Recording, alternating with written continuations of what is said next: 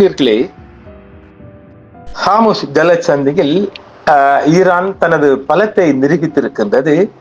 அதாவது அமெரிக்காவின் அதிநவீன போர் விமானமான F-35 விமானத்தை தன்னுடைய ஈரானின் விமான படைகள் விரட்டி இருக்கின்றது, பின்வாங்க வைத்துள்ளது. இது நேற்று இரவு நடந்த செய்தியாக பார்க்கின்றோம். ஹார்முஸ் ஜலசந்தி அருகே அமெரிக்காவின் F-35 போர் விமானத்தை ஈரானிய வான் பாதுகாப்பு அமைப்புகள் கண்காணிப்பதை காட்டுவதாக கூறப்படும் IRGCயின் காணொளி வெளியாகிருக்கின்றது. புவிசார் அரசியல் பதட்டங்களை தீவிரப்படுத்துவதோடு வளைகுடா போர்க்களத்தில் அமெரிக்க வான்படையின் தாக்குப்பிடிக்கும் திறன் குறித்த மூலோபாய கணிப்பீடுகளையும் மாற்றி அமைத்து வருவதாக தெரிவிக்கப்படுகிறது. பலவீனமான பாரசீக வளைகுடா போர் நிறுத்த சூழலை சுற்றியுள்ள பதட்டங்கள், ஈரான் இஸ்லாமிய புரட்சி பாதுகாப்பு படையின் வான்வெளி படை தனது ஒருங்கிணைந்த வான் பாதுகாப்பு வலையமைப்பு ஒரு அமெரிக்க F-35 போர் விமானத்தை கண்டறிந்து கண்காணித்து ஹார்முஸ் நீரிணைக்கு அருகிலுள்ள தெற்கு ஈரானிய வான்வெளியில் இருந்து பின்வாங்கும்படி கட்டாயப்படுத்தியதாக கூறியதை தொடர்ந்து மிகவும் ஆபத்தான ஒரு மூலோபாய கட்டத்தை அந்த F-35 விமானம் எட்டியிருப்பதாக சொல்லப்படுகிறது. IRGC மேலும் தெற்கு ஈரானிய வான்வெளிக்கு அருகில் ஒரு அமெரிக்க F-35 போர் விமானத்தை அதன் ஒருங்கிணைந்த வான் பாதுகாப்பு அமைப்புகள் கண்டறிந்து கண்காணிப்பதை காட்டுவதாக தெரிவிக்கப்படுகிறது.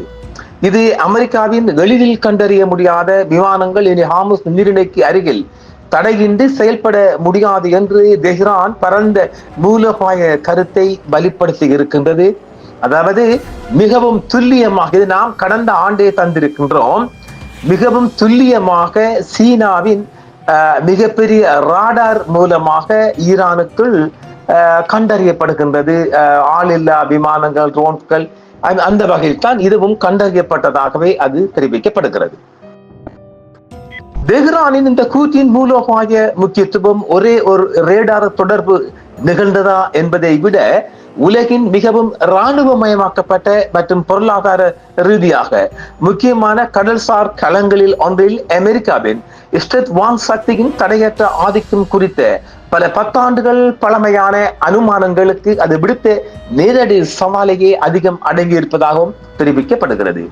ஈரானிய கூற்றுக்களுக்கு ஓரளவு தொழில்நுட்பம் செல்லுபடி தன்மை இருக்குமானால் இந்த சம்பவம் எதிரி வான் பாதுகாப்பு அமைப்புகளை ஒடுக்கும் பணிகள், உளவு கண்காணிப்பு, ஆய்வு பரப்புகள், மின்னணு போர் நடவடிக்கைகள் மற்றும் வளைகுடா போர்க்களம் முழுவதும் மேற்கொள்ளப்படும் கடல்சார் பாதுகாப்பு ரோந்து பணிகள் ஆகியவற்றை உள்ளடக்கிய அமெரிக்காவின் செயல்பாட்டு திட்டமிடல் கட்டமைப்புகளில் புதிய நிச்சயமற்ற தன்மையை ஏற்படுத்தக்கூடும் என்றும் தெரிவிக்கப்படுகிறது. பந்தர் அப்பாஸ் மற்றும் ஹார்முஸ் ஜலசந்திக்கு அருகே நடந்ததாக கூறப்படும் இந்த மோதல் ஒரு குறிப்பிட்ட பகுதியில் மட்டும் நிகழும் தந்திரோபாய குற்றம் சாட்டாக தோன்றக்கூடிய ஒன்றை உலகளாவிய எரிசக்தி பாதுகாப்பு பிராந்திய படை நிலை கணக்கீடுகள் மற்றும் பதற்றத்தை அதிகரிக்கும் மேலாண்மை வழிமுறைகளில் சாத்தியமான விளைவுகளை ஏற்படுத்தக்கூடிய ஒரு மூலோபாய சமீட்சை நிகழ்வதாக உடனடியாக மாற்றுகிறது. F-35 விமானம் அமெரிக்காவின் படையெடுப்பு விண்வெளி கோட்பாட்டின் மையமாக திகழ்கிறது. ஏனெனில் அதன் எளிதில் புலம்படாத விமான கட்டமைப்பு வடிவில் உணர்வில் இணைவு கட்டமைப்பு, மின்னணு போர் அமைப்புகள் மற்றும் வலையமைப்பை மையமாக கொண்ட போர்க்கள ஒருங்கிணைப்பு ஆகியவை மேம்பட்ட ஒருங்கிணைந்த வான் பாதுகாப்பு சூழல்களுக்குள் ஊடுருவி தாக்கு பிடிப்பதற்காகவே பிரத்தியமாக வடிவமைக்கப்பட்டுள்ளன. எனவே ஈரானின் வாதம் ஒரு விமான தளத்தை மட்டும் குறி வைக்கவில்லை, மாறாக கடுமையாக போட்டியிடப்படும் அணுகல் தடுப்பு மற்றும் பகுதி மறுப்பு சுற்றுச்சூழல்கள், 5ஆம் தலைமுறை விமானங்களில் தாக்குப்பிடிக்க திறன், செயல்பாட்டு அணுகல் மற்றும் பதற்றத்தை அதிகரிக்கும் ஆதிக்கம் ஆகியவை குறித்த மேற்கத்திய அனுமானங்களுக்கு அடிப்படையாக உள்ள பரந்த உளவியல் அடித்தளத்தையே குறிவைக்கிறது. இந்த குற்றச்சாட்டின் காலமானது IRGCயுடன் தொடர்புடைய கடல்சார் சொத்துக்களுக்கு எதிராக முன்னர் அமெரிக்கா நடத்திய தற்காப்பு தாக்குதல்கள் தொடர்பான அறிக்கைகளுடன் ஒத்துப்போகிறது. இது வரையறுக்கப்பட்ட நேரடி தாக்குதலுக்கு ஒப்பான தடுப்பு விளைவுகளை உருவாக்கக்கூடிய அளவீடு செய்யப்பட்ட மூலோபாய தகவல்களை கொண்ட ஒரு செயல்பாட்டு தகவல் சூழலை உருவாக்குகிறது. மறைமுக விமானங்களை உள்ளடக்கிய இராணுவ சமிக்ஞைகள் வரலாற்று ரீதியாக மிகையான புவிசார் அரசியல் முக்கியத்துவத்தை கொண்டுள்ளன. எனிலே நிரூபிக்கப்பட்ட கண்டறியும் திறனை வழக்கமான மற்றும் மறைமுக திறன் கொண்ட விமானப்படைகளுக்கு இடையிலான தொழில்நுட்ப இடைவெளி குறைந்து வருவதற்கான சான்றாக எதிரிகள் அடிக்கடி கனவு காணுவதாகவும் ஈரான் தெரிவித்திருக்கின்றது.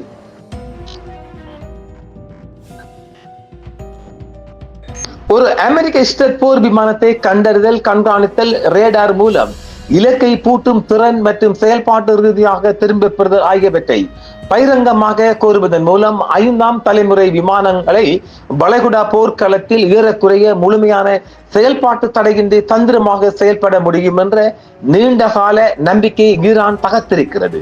இத்தகைய ஸ்கூட்டுகள் நவீன அமெரிக்க விண்வெளி கோட்பாட்டிற்கு அடித்தளமாக விளங்கும் அடிப்படை தூண்களில் ஒன்றான ஒரு மோதலின் ஆரம்ப கட்டங்களில் ஸ்டெட் தொழில்நுட்பத்தால் சாத்தியமான ஊடுருவல் திறன்கள், பலத்த பாதுகாப்புள்ள அணுகல் தடுப்பு மற்றும் பகுதி மறுப்பு சூழல்களுக்கு நுழைவதை உறுதி செய்யும் என்ற அனுமானத்திற்கு நேரடியாக ஈரான் சவால் விடுத்து மிகவும் வெற்றிகரமாக இந்த F-35 விமானத்தை பின்வாங்க செய்திருக்கின்றது. அமெரிக்காவுக்கு இது சற்று ஒரு பின்னடைவாக பார்த்தாலும் ஒவ்வொரு நாளும் ஒவ்வொரு சம்பவத்திலும் ஈரான் தன்னை நிலைநிறுத்தி காட்டுகின்றது. என்னை கேட்டால் ஒரு விடயத்தை நாம் இங்கு சொல்ல முடியும். இப்படியான ஒரு யுத்தம் ஒன்று வரவில்லை என்றால் ஈரானின் பலம் கடைசி வரைக்கும் உலகத்துக்கு தெரியாமலே போயிருக்கும். ஈரானை ஒரு சுண்டக்க நாடாகவே அந்நிய நாடுகள் பார்த்திருக்கும். இப்பொழுது ஈரான் தன்னை எல்லா வகைகளிலும் அது தன்னுடைய சகல ஏவுகணை தாக்குதல்களிலும் ஈரான் தன்னை ஒரு ஜாம்பவனாக நிலைநிறுத்தி இருக்கின்றது. உலக வல்லரசுகள் நாடுகளின் பட்டியலிலும் ஈரான் தன்னை நிலைநிறுத்தி இருக்கின்றது என்பது யாரும் மறைக்க முடியாத உண்மையாகும் என்பதை கூறி மீண்டும் மற்றொரு காணொளியில் சந்திப்போம் நேர்களே. என்றும் உங்களுடன் சன்ரைஸ் இந்தியா டிவி சப்ஸ்கிரைப் பண்ணுங்கள், பெல் பட்டனையும் கிளிக் செய்யுங்கள். உங்கள் ஆதரவே எங்கள் சேவை. ஆதரவு தாருங்கள், அரவணைப்போம். மறக்காம சர்ப்ரைஸ் பண்ணுங்க. தேங்க்யூ.